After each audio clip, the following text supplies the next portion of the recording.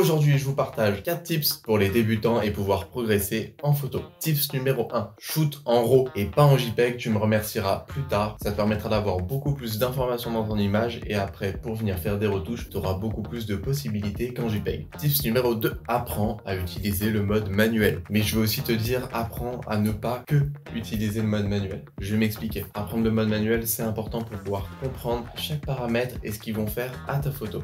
Et savoir dans quelle situation tu vas préférer utiliser un shutter lent ou rapide, avoir une faible profondeur de champ ou au contraire avoir vraiment toute ta photo en focus, et dans quelle situation tu vas vouloir augmenter les ISO, bien que souvent on évite de l'augmenter, mais bon, ça encore, ça mériterait une vidéo à part entière parce que selon les boîtiers, mettre les ISO au plus bas, c'est pas toujours la meilleure solution. Et pourquoi il ne faut pas utiliser que le mode manuel? Parce qu'en fait c'est un peu contradictoire à ce que je viens de dire, mais en fait utiliser tout le temps le mode manuel, c'est une erreur, parce que des fois tu vas pas avoir le temps de faire tous tes réglages et du coup en étant en mode manuel, tu vas rater des photos. Alors que si par exemple tu vas faire des photos sur une course automobile, tout va vite, les voitures s'enchaînent, etc., t'as pas spécialement le temps de faire tous tes réglages, et vu que les conditions peuvent bouger assez rapidement dans ces événements-là, même de manière générale, tu peux utiliser le mode priorité vitesse de ton appareil photo, tu n'auras qu'un paramètre à régler, et ça réglera les autres. Ça te permettra de beaucoup plus te focus sur la composition de ta photo, et non pas sur les réglages, et ça te permettra aussi de rater beaucoup moins de photos. Et on sait tous à quel point ça peut être frustrant de rater une action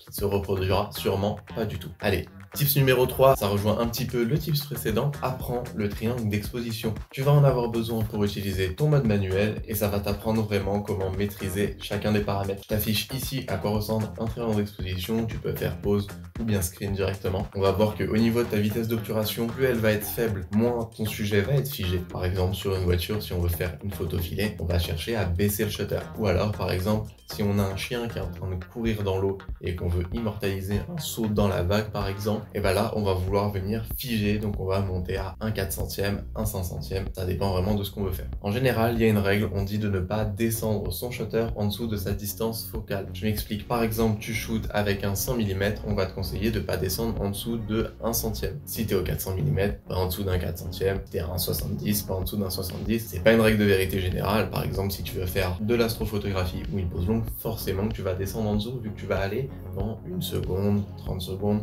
tout dépend de ce que tu veux faire. Ou alors si tu veux faire une photo filée, tu vas être au 100 mm et tu vas descendre à 1/40e, 1/60e, ça dépend de ce que tu veux faire, donc c'est pas une règle de vérité générale. Ensuite tu vas avoir ton ouverture focale. Là ça va dépendre de si tu veux que toute ton image soit nette ou alors si tu veux avoir un bon flou d'arrière-plan derrière ton sujet. Si tu veux que toute ton image soit nette, par exemple sur du détail de photo auto ou bien alors sur de la macro, là tu vas venir fermer ton ouverture focale en allant dans les f16, f11 ou bien plus en fonction de ce que ton objectif te permet. Et du coup ça va aussi assombrir ton image. Ta profondeur de champ sera élevée et du coup toute ton image sera en focus, ou du moins une plus grosse partie. Si par contre au contraire tu vas avoir un flou d'arrière-plan sur ton sujet, par exemple du portrait, là on va chercher à avoir une ouverture focale faible, c'est-à-dire f2.8, f1.8, f1.4 et plus bas bien sûr si ton objectif te le permet. À ce moment-là, on va dire qu'on a une profondeur de champ faible et du coup tu auras un flou d'arrière-plan derrière ton sujet. Attention, selon les sujets que tu vas vouloir photographier, il ne faudra pas trop ouvrir, sinon tu vas perdre de la zone de netteté et du coup une partie de ton sujet ne sera plus en focus, et des fois c'est pas ce qu'on veut. Par exemple sur du détail automobile, si on veut avoir le logo, si on l'ouvre trop, et ben on va avoir seulement une seule partie du logo de la voiture qui va être en focus et du coup à ce moment là c'est pas notre but. Et le dernier point sur le triangle d'exposition, ça va être tes ISO. En général c'est le paramètre que tu vas toucher en dernier quand tu fais tes réglages photo, parce que c'est celui qui va influencer le plus négativement, on va dire, ta photo. Les ISO, c'est la lumière numérique que ton appareil va pouvoir venir ajouter à tes images. En général on te conseille de pas trop les monter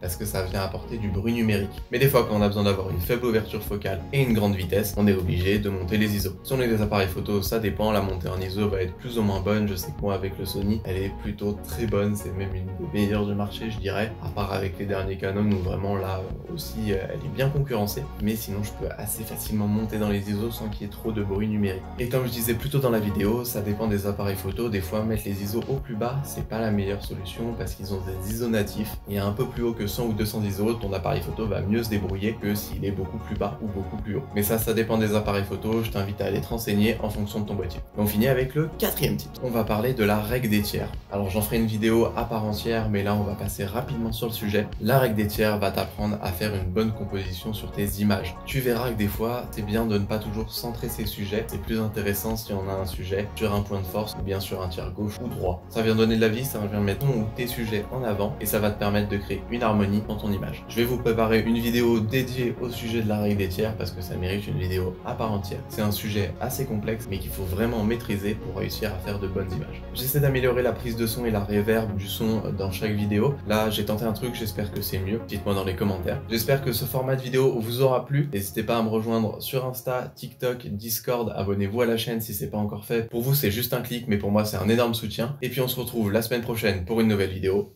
Enjoy!